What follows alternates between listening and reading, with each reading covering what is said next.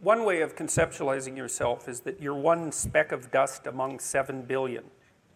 And when you conceptualize yourself that way, you might think, well, what difference does it make what I say or do? And that's actually quite convenient for you, because if it doesn't matter what you say or do, then you don't have any responsibility and you can do whatever you want.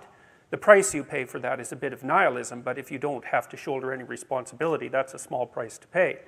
That's the underground motivation for nihilism. But the other way of looking at it, and this is actually the accurate way of looking at it, is that you're in a network. You're a node in a network, and so you can do a little bit of arithmetic very rapidly and just figure out how powerful you are. You know 1,000 people. You're going to know more than that over the course of your life, but let's say 1,000 for the sake of argument for now. They know 1,000 people. That means that you're one person away from 1,000,000 people and 2 persons away from 1,000,000,000 people. And you're the center of that network. And now the way networks work is that information propagates in a networked manner. So don't underestimate the power of your speech. Now, you know, Western culture is phallogocentric. Let's say it. Okay, so we'll say, yeah, that's just fine. That's exactly what it is. It's predicated on the idea of the logos, that the logos is the sacred element of Western culture. And what does that mean? It means that your capacity for speech is divine. It's the thing that generates order from chaos and then sometimes turns pathological order into chaos when it has to. Don't underestimate the power of truth. There's nothing more powerful. Now, in order to speak what you might regard as the truth, you have to let go of the outcome. You have to think, all right, I'm going to say what I think, stupid as I am, biased as I am, ignorant as I am. I'm going to state what I think as clearly as I can, and I'm going to live with the consequences no matter what they are. Now, the reason you think that, that's an element of faith. The idea is that nothing brings a better world into being than the stated truth. Now, you might have to pay a price for that, but that's fine. You're going to pay a price for every bloody thing you do and everything you don't do. You don't get to choose to not pay a price. You get to choose which poison you're going to take. That's it. So if you're going to stand up for something, stand up for your truth. It'll shape you, because people will respond and object and tell you why you're a fool and a biased moron and why you're ignorant. And then if you listen to them, you'll be just that much less like that the next time you say something. And if you do that for 5 years, you'll be so damn tough and articulate and able to communicate and withstand pressure that you won't even recognize yourself. And then you'll be a force to contend with.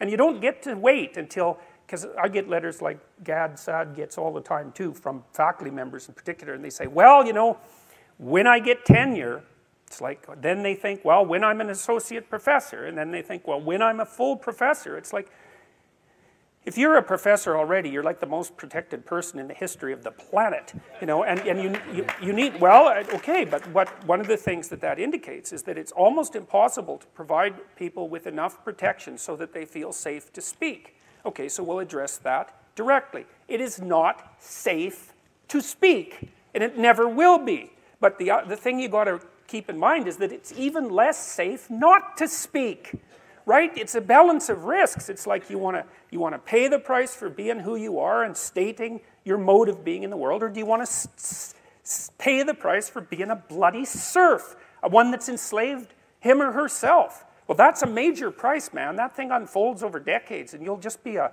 miserable worm at the end of about 20 years of that, right? No self-respect, no power, no ability to voice your opinions, nothing left but resentment because everyone's against you, because of course you've never stood up for yourself. It's like, say what you think carefully, pay attention to your words. The price is, it's a price you want to pay if you are willing to believe that truth is the cornerstone of society. And in the most real sense, if you're willing to take that leap, then tell the truth and see what happens. And nothing better could possibly happen to you. There'll be ups and downs, and there'll be pushback, and there'll be controversy and all of that, but it doesn't matter. The truth is what makes the world, the truth is what redeems the world from hell, and that's the truth. And we saw plenty of hell over the last 100 years, you know, and we haven't learned a bloody thing from it. It's like, wake up, tell the truth, or at least don't lie. That's a start. And you got to understand that's a risk. But I have one more brief thing to say about that. So, you know, I said what I had to say back in September, and I'm sure that I could have done it better, and many people have told me how I could have done it better, although it didn't mean they would actually do it, but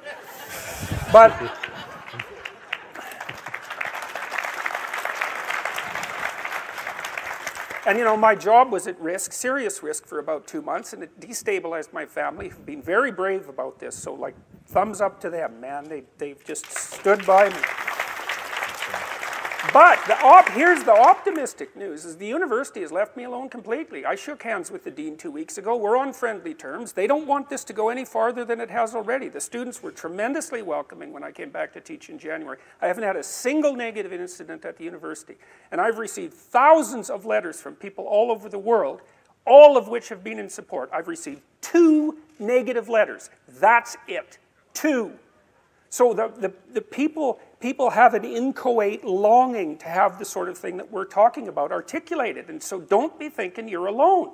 It's just that people can't talk, they're afraid to talk, or they don't know what to say. And those are real problems. So if you're reasonably articulate, like, start talking and sharpen yourself up. I mean, the enemy is a cloud. They're a cloud of gnats. They're only courageous in groups. They're only courageous in mobs. If you stand your ground and don't apologize and articulate things properly, they'll disperse around you like they're not even there. So most of it's illusion. So don't be afraid, but be afraid of the right thing. And the right thing you should be afraid of is not saying what you say, because that's the same as not being. And here you are, suffering away. You might as well be at the same time. At least then there's something to you.